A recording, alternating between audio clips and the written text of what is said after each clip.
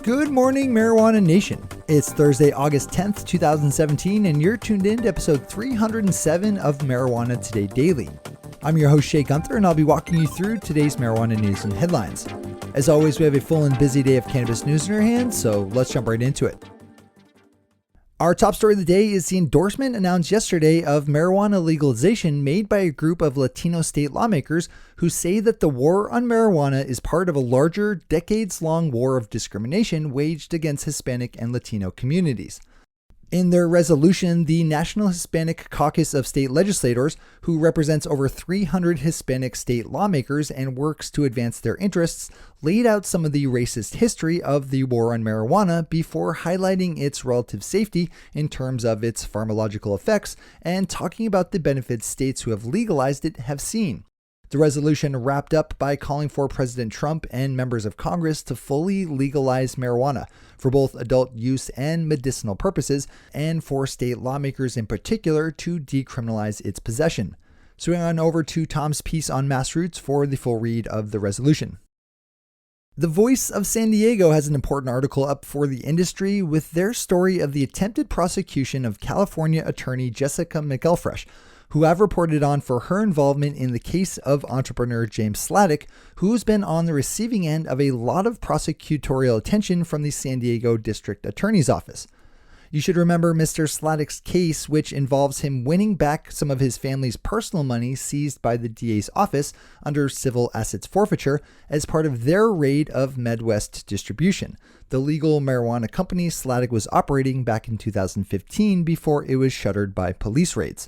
As part of that sweep, Miguel Fresh, who worked as a lawyer for Mr. Sladek, was arrested and is now being charged with multiple felony counts. This is a complicated story that you should click over and read, but the short of it is that there are a lot of lawyers watching this one for the impact it could have on their ability to work with the legal cannabis industry. Open up and give it a read. As always, we have all the news we cover linked to on our website at mjtodaydaily.com and on our Twitter account at mjtodaydaily. Our final top story of the day is the letter sent by Nevada's Clark County Business Licensing Department to marijuana businesses reminding them not to promote in any way the public consumption of marijuana. The letter, sent out on Monday, threatened any offending business with the suspension of their operating license for doing things like advertising marijuana-enhanced yoga or swim sessions, parties, or really any other type of event, even if it's held in a private home, the only place one can legally consume cannabis in the state. Nevada still has a lot of kinks to shake out in their marijuana system, as currently there are plenty of places to buy adult use cannabis, but almost nowhere to use it, especially for out-of-state visitors. Those are our top stories for today. It's time for Marijuana Today Daily Headlines Blitz. Before we blitz out on headlines, let's quickly thank our sponsor, MJ Today Media, publishers of this podcast, our weekly show, Marijuana Today, and our popular email newsletter, the MJ Today Media Newsfeed. Get fully hooked in and connected to the world of legal marijuana news by opening up mjtodaypodcast.com and mjtodaymedia.com/newsfeed. That's mjtodaypodcast.com and mjtodaymedia.com/newsfeed. All right, time for the Blitz.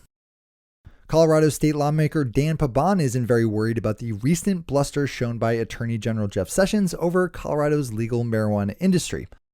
Yesterday, during a panel discussion at the National Conference of State Legislature in Boston, Pabon said he thought Sessions was more flash than substance, saying that the Attorney General was, quote, trying to do what he feels like he needs to do to demonstrate the administration's position of cracking down on marijuana, unquote.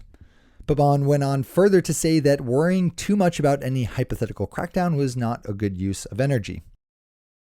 LA Weekly has a good story up about a licensing deal between Los Angeles-based producer Jungle Boys and the Las Vegas marijuana dispensary Reef. Since it remains very illegal to transport marijuana across state lines, the licensing deal allows cannabis grown in Nevada to be sold under the branding of California-based Jungle Boys. This is not the first and certainly won't be the last of these kinds of deals to be made, but I think it's still instructive at this point to know that they're going on. Yesterday, Massachusetts State Police said they would be cracking down on drivers operating under the influence of cannabis.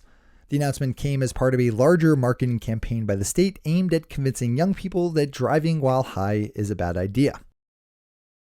CNBC has a boosterish story diving into the multi-million-dollar marijuana cultivation company started by former minister and California resident Dan Osborne. Mr. Osborne actually voted against Proposition 64 last year, the ballot measure legalizing adult-use marijuana, but like so many others now in the industry, saw the green light of day when he realized how much money he could make in the business. This story and all the other ones like it isn't particularly deep or groundbreaking, but it does have the effect of catching a lot of mainstream attention to the potential pot has for illegal profits. The Texas Tribune is reporting that medical marijuana patients in their state could be cleared to legally purchase medical cannabis oil by January, with the 3 state licensed dispensaries just weeks away from possibly receiving finalized approval to start cultivation. Texas has an extremely limited pool of registered patients, with the only qualifying condition being intractable epilepsy. But in a movement built on a mountain of baby steps, it would be important progress to make, to say nothing of the very real and direct relief it will bring to Texas patients living with epilepsy. We'll report back on this one as it evolves. Marijuana Business Daily is a good piece up looking at the current international expansion of the Canadian marijuana industry that's being fueled by hundreds of millions of investment dollars pouring into the country. Taking advantage of the fact that American companies are staying well within their own state borders, to say nothing of crossing international boundaries, Canadian firms are reaching out and building business beachheads in countries like Germany and Australia that will be hard to crack once Americans are freed from our overly burdensome federal laws. This is a good one to read in full. And finally for today, the city of Seattle has dropped a $1,000 fine it levied against the organizers of Hempfest, an annual cannabis rally held every summer. The fine was lodged against the event's organizers after a city inspector witnessed people consuming marijuana during a private party held by the organization, something that's perfectly legal to do in the state of Washington. For this, the tightwad city inspector's complaint accused the organization of operating an unlicensed marijuana business. Thankfully, seeing that the charge was without merit, the city rescinded the fine after it was contested by lawyers representing Hempfest organizers. Those are the headlines and news for the day. I'll be back with you again tomorrow morning with another information-packed episode of Marijuana Today Daily. But in the meantime, if you have any stories to share or feedback to give, zip us an email to headlines@mjtodaydaily.com. And while you're clicking around the interwebs, swing over to our Twitter account at mjtodaydaily and visit our website at mjtodaydaily.com to find links to all the news we cover. Thanks to our sponsor, MJ Today Media, and to all of our awesome Patreon listeners for the support that makes this show possible. To join the illustrious ranks of the Patreon listeners yourself, swing over to our website at mjtodaydaily.com and click on the big blue button at the top of the page that says Become a Patron. I'm your host, Shay Gunther. Thanks for tuning in and starting your day with marijuana today.